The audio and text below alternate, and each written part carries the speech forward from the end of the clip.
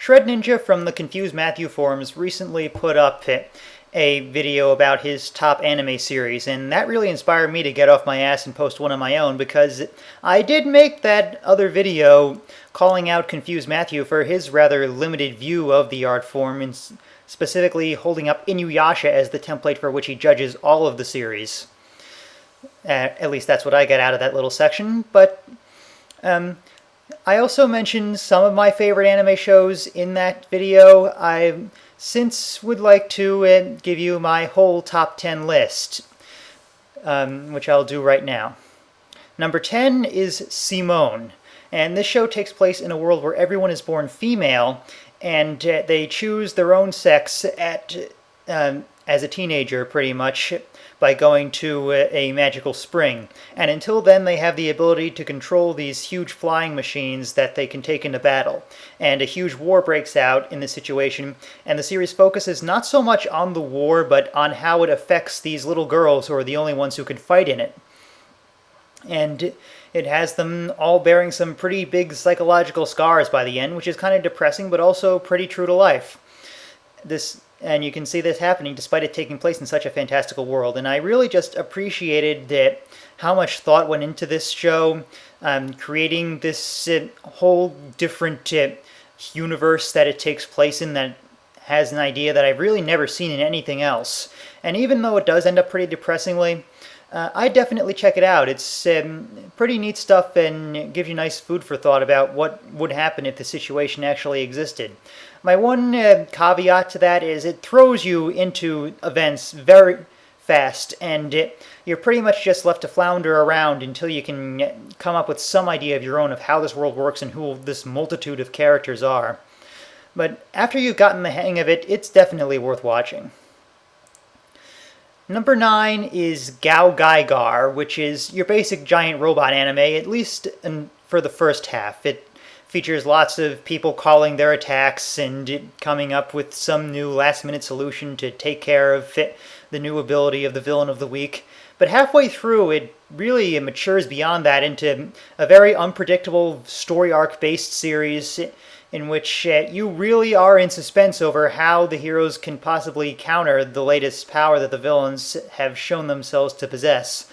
And it becomes very moving by the end of it, with this whole romance that develops much in the background for most of the series, and then suddenly comes to the forefront, and you really are surprisingly involved in this. At least I was surprised by how much I was emotionally invested in this relationship, considering how little time had actually been spent on it. It also shows some rather nice nods to the cliches of the giant robot genre. There's one time where two humans just start fighting, and the announcer calls all their attacks as seriously as he does the attacks of the giant robots in the series. That was a pretty fun little sequence. So, I wouldn't recommend it if you're not really an anime fan so far, but for those of you who are, definitely check it out. Don't judge it by the first half, it gets better. Number 8 is El Cazador de la Bruja, and that's Spanish for the Season of the Witch, where you have these two girls in Mexico. One's a bounty hunter and one's an amnesiac who has these strange powers, and there's these people hunting her, and so they team up to just make a living collecting bounties while trying to figure out what this organization is that's hunting the amnesiac girl. And it has a very nice balance between the story arc and standalone episodes, and it has some nice comic relief to it, largely with these two homosexual rival bounty hunters or criminals. It's kind of unclear what they are, but they have some nice little rivalry lines between the two protagonists, and it also becomes surprisingly moving with the bond that develops between these two girls, which is quasi-romantic, but not quite by the end. It really just boils down to the different culture that the Japanese show towards those kinds of relationships.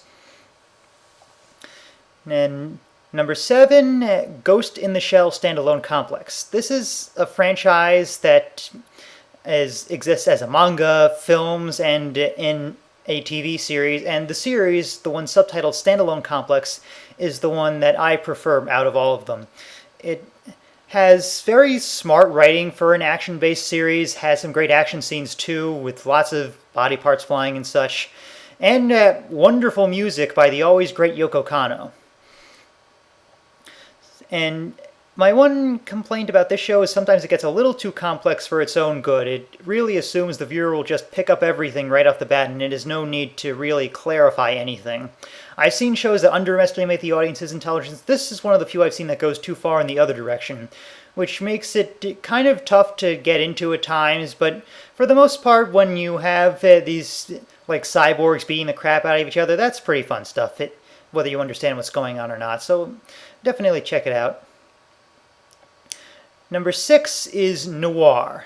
This is by the same production company that made El Cazador de la Bruja, and it has kind of the same premise with the bounty hunter taking a amnesiac girl under her wing, but this time it's done with much less humor. Noir actually came first, so it's seems like kind of a attempt to treat just this animated series completely seriously, not a hint of humor found anywhere in it, which is kind of a culture shock coming from an American, but it really works for the show because it does allow these situations to become quite emotional in their own right.